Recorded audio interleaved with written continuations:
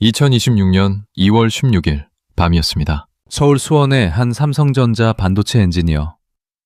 퇴근 후 소파에 앉아 스마트폰을 열었습니다. 그런데 화면에 낯선 링크 하나가 떠 있었습니다. 테슬라 코리아 채용 공고였습니다. 발신자는 다름 아닌 일론 머스크 본인이었습니다. 머스크는 글에 태극기를 16개나 달았습니다. 그리고 이렇게 썼습니다. 한국에 거주하며 칩 설계, 제조, AI 소프트웨어 분야에서 일하고 싶다면 테슬라에 합류하라. 세계에서 가장 유명한 기업이니 특정 나라 엔지니어를 콕 집어 손짓한 겁니다. 언론은 일제히 한국 인재가 세계 최고로 인정받았다며 자랑스럽게 보도했습니다. 댓글창에는 대한민국 반도체 최고, 우리 엔지니어들 자랑스럽다는 반응이 쏟아졌습니다. 그런데 말입니다. 머스크만이 아니었습니다. 엔비디아는 서울대 컴퓨터공학부 게시판에 채용 공고를 붙였습니다. 마이크론은 작년 12월 서울대와 고려대 캠퍼스를 직접 찾아가 현장에서 채용을 진행했습니다. 연봉은 얼마였을까요? 엔비디아가 내민 조건은 최대 3억 7천만 원이었습니다. 국내 대기업 연봉의 2배가 넘는 숫자였습니다. 이게 정말 찬사일까요? 도대체 왜 지금, 왜 이렇게 동시에, 왜 이렇게 공격적으로 한국 반도체 인재를 데려가려는 걸까요? 진짜 이유는 따로 있습니다. 그리고 그 이유를 알고 나면 태극기 16개가 더 이상 자랑스러워 보이지 않을 수도 있습니다. 여러분이 노후 자산과 이 나라의 경제 기반에 관심이 있다면 오늘 이 영상은 반드시 끝까지 보셔야 합니다. 머스크가 SNS에 태극기를 16개 달고 한국 엔지니어에게 손짓한 날, 국내 반응은 뜨거웠습니다. 포털 실시간 검색어 상위권에 테슬라 코리아가 올랐고 유튜브와 커뮤니티에는 드디어 한국 반도체가 세계에서 인정받았다는 글들이 넘쳐났습니다. 틀린 말은 아닙니다. 한국 반도체 엔지니어는 실제로 세계 최고 수준입니다. 문제는 그 다음입니다. 머스크가 이 채용 공고를 올린 건 2026년 2월 16일과 17일, 불과 이틀 사이였습니다. 그런데 그 글에는 단순한 채용 공고 이상의 내용이 담겨 있었습니다. 머스크는 단지 사람을 뽑겠다고 한 게 아니었습니다. 그는 칩 설계, 제조, AI 소프트웨어, 이 세 가지를 한꺼번에 명시했습니다. 이 세 가지가 무엇인지 아십니까? 반도체 산업의 머리, 몸통, 팔다리입니다. 설계를 알고, 만드는 법을 알고, 소프트웨어로 연결까지 할 줄 아는 사람. 이런 인재는 전 세계 어디서도 쉽게 구할 수 없습니다. 그리고 그 인재가 가장 많이 모여있는 곳이 바로 한국이었습니다. 테슬라가 원하는 직무는 AI 칩 디자인 엔지니어였습니다. 단순 생산 라인 기술자가 아닙니다. 테슬라의 자율주행과 로봇, AI 시스템 전체를 설계하는 핵심 두뇌를 한국에서 데려가겠다는 겁니다. 머스크는 전 세계 수억 명의 팔로워 앞에서 공개적으로 직접 한국인을 지목했습니다. 채용 담당자도 아닌 테슬라의 최고 경영자가 직접 나선 겁니다. 업계에서는 이런 일은 전례가 없다는 말이 나왔습니다. 왜 머스크가 직접 나섰을까요? 왜 하필 한국이었을까요? 그 배경에는 한국 반도체 산업이 쌓아온 수십 년의 기술력이 있습니다. 그런데 바로 그 기술력이 지금 이 순간 우리 손을 빠져나가고 있습니다. 이게 왜 중요한지 지금부터 말씀드리겠습니다. 먼저 배경부터 말씀드리겠습니다. 왜 전 세계 빅테크들이 지금 이 시점에 한국 반도체 인재에 눈독을 들이는 걸까요? AI 혁명이 시작되면서 세상에서 가장 중요한 자원이 바뀌었습니다. 예전에는 석유였습니다. 지금은 반도체입니다. 그 중에서도 AI 연산에 쓰이는 고성능 메모리 반도체, 바로 HBM이 핵심입니다. HBM은 쉽게 말하면 AI가 생각할 때 필요한 초고속 메모리입니다. 챗GPT가 대화를 처리하고 자율주행차가 도로를 인식하고 로봇이 움직이는 그 모든 순간에 HBM이 필요합니다. 그리고 이 HBM 시장을 사실상 지배하고 있는 곳이 바로 한국입니다. 삼성전자와 SK하이닉스가 전 세계 HBM 공급의 압도적 비중을 담당하고 있습니다. 엔비디아의 최신 AI 칩에 들어가는 메모리가 한국산이고 테슬라의 자율주행 컴퓨터에 들어가는 메모리도 한국산입니다. 그 기술을 만드는 손과 머리가 바로 한국의 반도체 엔지니어들입니다. AI 시대에 칩 설계부터 대량 생산까지 한 번에 해낼 수 있는 인력이 밀집된 나라. 전 세계에서 한국이 사실상 유일합니다. 미국에는 설계 강자들이 있지만 생산 인력이 부족합니다. 대만에는 생산 인력이 있지만 설계 인력의 분포가 다릅니다. 일본은 부활을 외치고 있지만 아직 시간이 필요합니다. 그런데 여기서 중요한 숫자가 하나 있습니다. 2031년, 지금으로부터 불과 5년 후에 한국에서만 5만 4천 명의 반도체 인력 공백이 생긴다는 예측이 나와 있습니다. 이 숫자가 왜 중요한지는 조금 이따가 자세히 말씀드리겠습니다. 지금은 이것만 기억해 두십시오. 5만 4천 명입니다. 이게 얼마나 심각한 숫자인지 곧 실감하실 겁니다. 그런데 여기서 중요한 게 있습니다. 이번 사태의 시작점으로 돌아가 보겠습니다. 2026년 2월 16일 일론 머스크는 자신의 SNS 계정에 테슬라 코리아의 채용 공고를 직접 공유했습니다. 글에는 태극기 이모티콘이 16개 달려 있었습니다. 머스크는 이렇게 썼습니다. 한국에 거주하면서 칩 설계, 제조, AI 소프트웨어 분야에서 일하고 싶다면 테슬라에 합류하라고 말이죠. 이것이 얼마나 이례적인 일인지 아십니까? 테슬라의 최고 경영자가 특정 국가, 그것도 한국을 콕 집어 채용 메시지를 낸 것은 전례가 없는 일이라고 업계는 입을 모았습니다. 일반적으로 채용 공고는 인사팀이 올립니다. 최고 경영자가 직접 나서는 경우는 없습니다. 그런데 머스크는 직접 나섰습니다. 그것도 전 세계 수억 명이 보는 SNS에서요. 테슬라가 원하는 직무는 AI 칩 디자인 엔지니어였습니다. 이 직무가 무엇인지 쉽게 설명해 드리겠습니다. 테슬라는 지금 자율주행, 휴머노이드 로봇, AI 데이터 센터라는 세 가지 거대한 프로젝트를 동시에 진행 중입니다. 이 세 가지 모두에 공통으로 필요한 것이 바로 AI 칩입니다. 이 칩을 설계하는 사람이 AI 칩 디자인 엔지니어입니다. 단순한 생산질이 아닙니다. 테슬라의 미래 경쟁력 전체를 좌우하는 핵심 두뇌입니다. 머스크가 한국 인재를 원하는 이유는 명확합니다. 한국의 반도체 엔지니어들은 설계와 생산, 두 영역을 동시에 이해하는 실전형 인재입니다. 미국 실리콘밸리의 엔지니어들은 설계에는 강하지만 실제 생산 공정 경험이 부족합니다. 반면 삼성전자와 SK하이닉스에서 수년간 현장을 밟은 한국 엔지니어들은 설계도를 실제 칩으로 만들어내는 과정 전체를 몸으로 합니다. 이것이 머스크가 원하는 바로 그 역량이었습니다. 그런데 이게 끝이 아닙니다. 테슬라 혼자가 아닙니다. 지금 전 세계 빅테크들이 일제히 한국 캠퍼스 문을 두드리고 있습니다. 엔비디아는 얼마 전 서울대학교 컴퓨터공학부 등 국내 주요 대학 게시판에 채용 공고를 냈습니다. 엔비디아가 직접 한국 대학 게시판에 공고를 붙인 것입니다. 마이크론은 더 적극적이었습니다. 작년 12월 마이크론 채용 담당자들이 직접 서울대와 고려대 캠퍼스를 찾아가 현장에서 즉석 채용을 진행했습니다. 이력서 내고 기다리는 방식이 아닙니다. 직접 찾아가서 그 자리에서 채용합니다. 마치 스카우터가 운동장에서 선수를 데려가는 것처럼 말이죠. 그렇다면 이들이 제시한 연봉은 얼마였을까요? 엔비디아가 내민 조건은 최대 약 3억 7천만 원 수준이었습니다. 3억 7천만 원입니다. 여러분, 3억 7천만 원입니다. 국내 대기업 반도체 부문 신입 연봉의 3배에 가까운 숫자입니다. 여기에 스톡옵션까지 더해지면 실제 수령액은 이보다 훨씬 커집니다. 엔비디아 주가가 지난 2년간 수배 이상 오른 것을 감안하면 스톡옵션 하나만으로도 수십억 원을 손해준 케이스가 이미 여럿 나왔습니다. 국내 기업들도 가만히 있지는 않습니다. 삼성전자와 SK하이닉스는 연봉 인상과 성과급 강화로 맞대응하고 있습니다. 하지만 그 격차는 쉽게 좁혀지지 않습니다. 연봉만의 문제가 아니기 때문입니다. 영부 자율성, 비자 지원, 가족 동반 이주 패키지, 글로벌 네트워크, 빅테크가 제공하는 조건은 돈 이상의 것들입니다. 지금 이 순간에도 국내 반도체 연구소 어딘가에서 누군가의 스마트폰에 링크드인 메시지가 날아오고 있을 겁니다. 엔비디아에서, 구글에서, 테슬라에서요. 그 메시지를 받은 엔지니어가 어떤 선택을 할지 우리 모두 알고 있습니다. 눈치채셨습니까?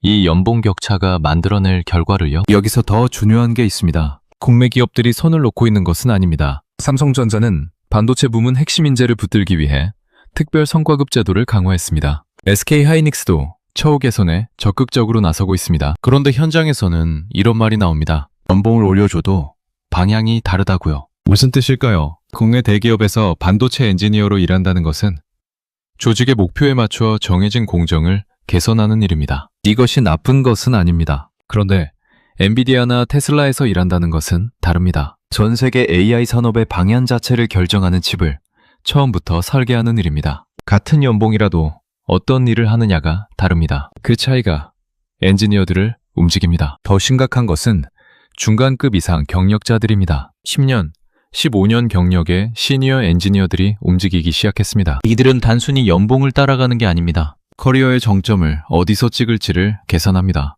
AI 칩 설계의 최전선에서 일했다는 경력은 전 세계 어디서도 통하는 이력서가 됩니다. 반면 국내 기업에서의 경력은 그 안에서는 강하지만 글로벌 무대에서는 상대적으로 좁게 인정됩니다. 이 차이를 아는 사람들이 움직이고 있습니다. 카이스트 AI 반도체 대학원의 유혜전 원장은 이렇게 경고했습니다. 국내 반도체 기업들이 과감한 처우와 탄탄한 연구 환경을 갖추지 못하면 인재 유출을 막기 어려울 것이라고요. 이것은 한 전문가의 개인 의견이 아닙니다. 업계 전반에서 공유되는 위기인식입니다. 인재가 빠지면 그 다음에는 무엇이 빠질까요? 기술이 빠집니다. 기술이 빠지면 그 다음에는 무엇이 빠질까요? 수출이 빠집니다. 그리고 그것이 여러분의 삶과 어떻게 연결되는지 지금부터 말씀드리겠습니다. 진짜 문제는 따로 있습니다. 이제 그 54,000명 이야기를 본격적으로 해야 할 때가 됐습니다. 한국반도체산업협회가 공식 발표한 수치입니다. 2031년 국내 반도체 산업의 인력 수요는 30만 4천 명까지 치솟습니다. AI 혁명이 가속화되면서 칩 수요가 폭발적으로 늘어나기 때문입니다. 그런데 국내에서 반도체 분야로 신규 유입되는 인력은 연간 5천 명 수준에 불과합니다. 이 두 숫자를 빼면 2031년에는 5만 4천 명의 인력 공백이 생깁니다. 5만 4천 명입니다. 여러분, 5만 4천 명입니다. 이 숫자가 얼마나 큰 숫자인지 감이 오십니까? 삼성전자 반도체 부문 전체 임직원이 약 6만 명 안팎입니다. 삼성 반도체 인력의 80%에 해당하는 숫자가 통째로 비어버리는 겁니다. 그런데 여기에 지금 진행 중인 해외 유출까지 더해지면 어떻게 될까요? 이게 바로 산업 공동화의 시작입니다. 공동화라는 말이 낯설 수 있습니다. 쉽게 설명해 드리겠습니다. 공장은 있는데 일할 사람이 없는 상태.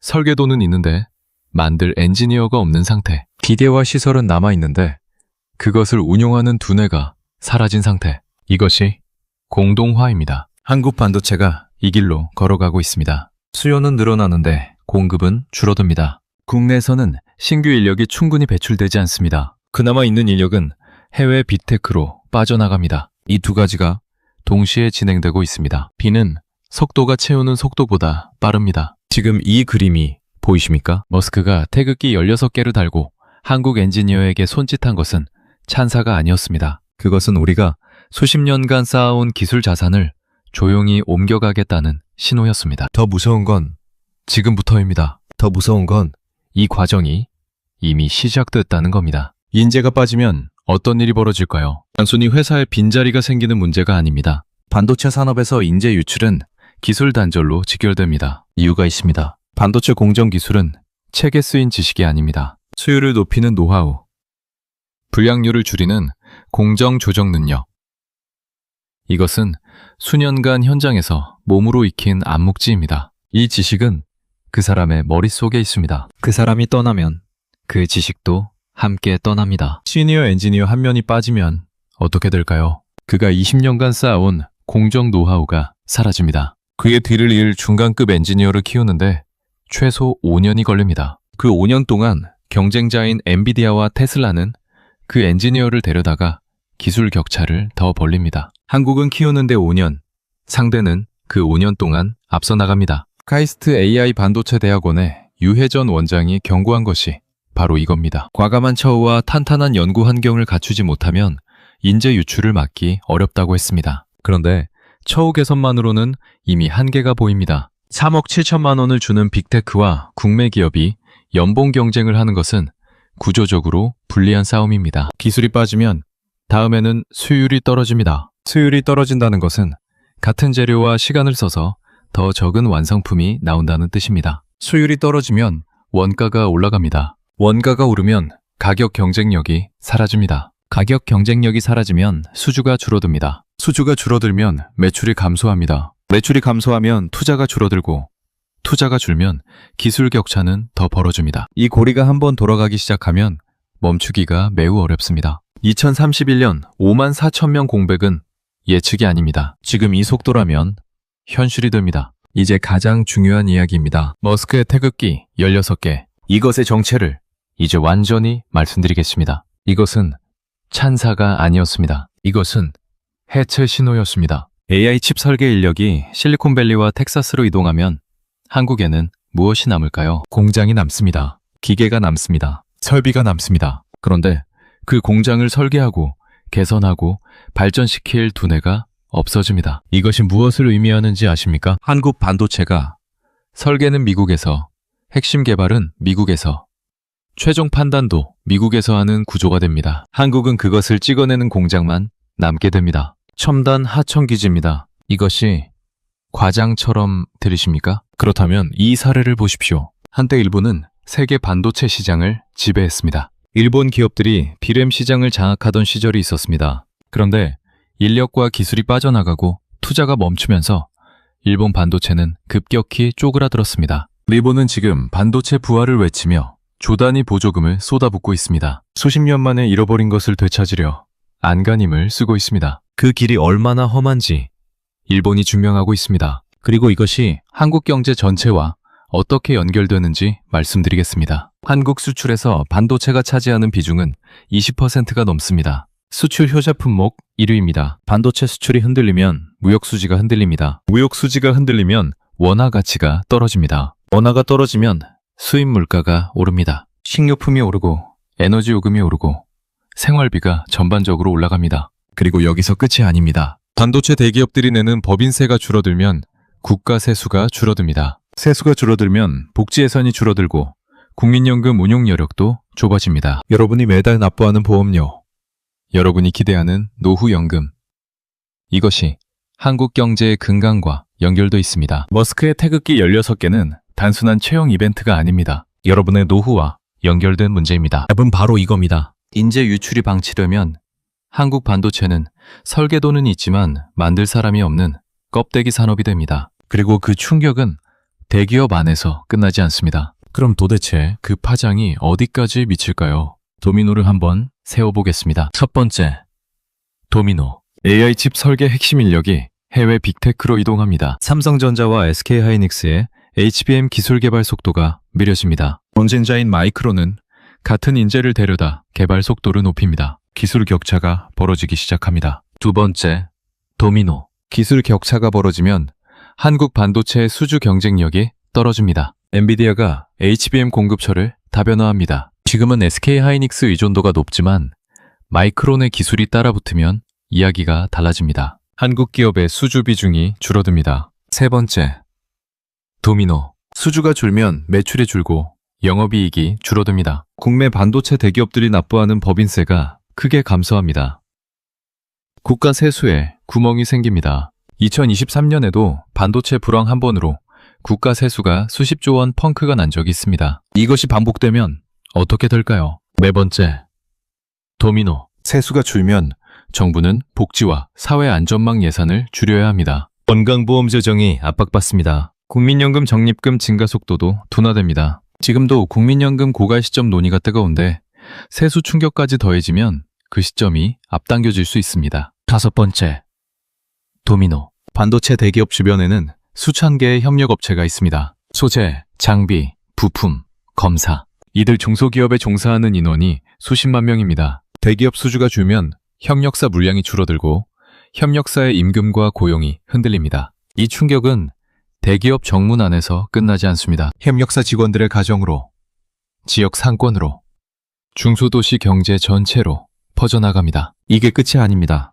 이것이 실제 사람들의 삶에서 어떻게 나타나는지 지금부터 보여드리겠습니다. 경기도 용인에 사는 52세 김모 씨 이야기를 해보겠습니다. 그는 SK하이닉스 이천 캠퍼스에 부품을 납품하는 중소협력업체에서 23년째 일하고 있습니다. 반도체 세정 공정에 쓰이는 특수 부품을 만드는 회사입니다. 직원은 40명. 이 회사 매출의 70%가 SK하이닉스에서 나옵니다. 2023년 반도체 불황 때 이미 한번 위기를 겪었습니다. 발주량이 30% 줄었고 직원 2명이 권고사직을 당했습니다. 그나마 불황이 끝나고 AI 반도체 붐이 오면서 회사가 살아났습니다. 김 씨도 가슴을 쓸어내렸습니다. 그런데 지금 벌어지고 있는 인재 유출 이야기를 들으면 그는 표정이 굳어집니다. 우리 회사 사장님도 걱정이 많으세요. 대기업이 흔들리면 우리 같은 곳이 제일 먼저 피해를 입으니까요. 라고 말합니다. 이것이 현실입니다. SK하이닉스 엔지니어가 엔비디아로 이직하는 것은 그 엔지니어 개인의 선택입니다. 하지만 그 선택이 모이면 기술 경쟁력이 흔들리고 기술 경쟁력이 흔들리면 수주가 줄고, 수주가 줄면 협력업체 발주가 줄고, 협력업체 발주가 줄면 김씨 같은 분들의 일자리가 위태로워집니다. 반도체 산업은 혼자 존재하지 않습니다. 수십만 명의 생계가 연결된 생태계입니다. 이 이야기는 남의 이야기가 아닙니다. 여러분 주변에도 반도체 협력사에 다니는 분, 반도체 관련 사업을 하는 분, 그분들과 연결된 가족이 있을 겁니다. 지금 벌어지는 인재 유출의 파장은 대기의 물타리 안에서 끝나지 않습니다. 자, 그렇다면 우리는 어떻게 해야 할까요? 위기를 알았다면 대응이 필요합니다. 3가지 말씀드리겠습니다. 첫 번째입니다. 자녀와 손자녀가 이공계, 특히 반도체나 AI 분야에 있다면 선택지를 좁히지 마십시오. 국내 대기업만이 정답이 아닌 시대가 됐습니다. 해외 빅테크에서 경력을 쌓는 것이 커리어 전체에서 더 유리한 선택이 될 수도 있습니다. 동시에 이 흐름을 방관하는 것도 답이 아닙니다. 국내 기업들이 연구 환경을 개선하고 처우를 현실화할 수 있도록 사회 전반의 목소리가 필요합니다. 기업의 인재 처우 문제는 그 기업만의 문제가 아닙니다. 국가 경쟁력의 문제입니다. 이것을 공론화해야 합니다. 주변 사람들과 이 이야기를 나누십시오. 두 번째입니다. 투자자 관점에서 보십시오. AI 반도체 공급망 안에서 한국 기업들의 위치가 어떻게 변하는지 주시해야 합니다. 삼성전자와 SK하이닉스의 HBM 경쟁력이 유지되는지, 기술 개발 속도가 경쟁자를 앞서는지를 확인하십시오. 한국 반도체가 흔들리면 그 파장은 주식시장에도 나타납니다. 반면 AI 혁명 자체는 계속됩니다. AI 인프라, 데이터 센터, 전력, 냉각 설비, 이 분야에서 수혜를 받는 기업들의 흐름도 함께 살펴보시기 바랍니다. 어떤 기업에 투자할지 판단은 여러분이 하시는 겁니다. 흐름을 아는 것과 모르는 것은 다릅니다. 세 번째입니다. 시민으로서의 관심입니다. 반도체 인재 육성과 처우 개선을 위한 정책 논의가 지금 국회와 정부 안에서 진행되고 있습니다. 이것을 단순히 대기업 지원 정책으로 보지 마십시오. 이것은 여러분의 노후 기반을 지키는 문제입니다. 반도체 산업이 탄탄하면 세수가 안정되고, 세수가 안정되면 국민연금과 건강보험 재정이 지속됩니다. 반도체 경쟁력을 지키는 것은 복지를 지키는 것과 같은 맥락입니다. 관련 정책 논의에 관심을 가지십시오. 선거 때 후보들의 반도체 AI 정책 공약을 살펴보십시오. 우리가 관심을 가져야 정치도 움직입니다. 마지막으로 정리하겠습니다. 오늘 이야기를 정리하겠습니다. 2026년 2월, 일론 머스크가 태극기 16개를 달고 한국 반도체 인재에게 손짓했습니다. 엔비디아는 서울대 게시판에 채용 공고를 붙였고, 마이크론은 캠퍼스로 직접 찾아왔습니다. 최대 3억 7천만 원, 국내 기업의 2배가 넘는 연봉은 내미면서요. 이것이 찬사처럼 보였습니다. 하지만 실제로는 한국이 수십 년간 쌓아온 기술 자산이 빠져나가는 신호였습니다. 2031년이면 한국에서만 5만 4천 명의 반도체 인력 공백이 생깁니다. 신규 유입은 연간 5천 명 수준입니다. 메울 수 없는 구멍입니다. 인재가 빠지면 기술이 빠지고, 기술이 빠지면 수주가 줄고, 수주가 줄면 협력업체가 흔들리고, 세수가 줄고 연금과 복지 재정이 압박받습니다. 이것은 대기업 이야기가 아닙니다. 여러분 삶의 이야기입니다. 한국 반도체의 미래는 지금 이 순간 결정되고 있습니다. 인재를 붙들지 못하면 한국에 남는 것은 설계도는 있지만 만들 사람이 없는 껍데기 산업입니다. 그 껍데기가 여러분의 노후와 얼마나 가깝게 연결되어 있는지 오늘 충분히 느끼셨을 겁니다. 지금 이 순간에도 누군가의 스마트폰에는 테슬라에서, 엔비디아에서, 구글에서 메시지가 날아오고 있습니다. 우리가 관심을 갖지 않으면 그 메시지는 계속 날아올 것입니다. 그리고 우리는 나중에서야 무슨 일이 있었는지 깨닫게 될 겁니다. 당신은 어떤 선택을 하시겠습니까? 선택은 지금입니다. 여러분은 어떻게 생각하시나요? 댓글로 여러분의 의견을 자유롭게 남겨주세요. 구독과 좋아요는 더 나은 콘텐츠를 만드는 데 큰 도움이 됩니다. 알림 설정까지 해두시면 새로운 영상을 가장 먼저 만나보실 수 있습니다. 다음 영상에서 또 만나겠습니다.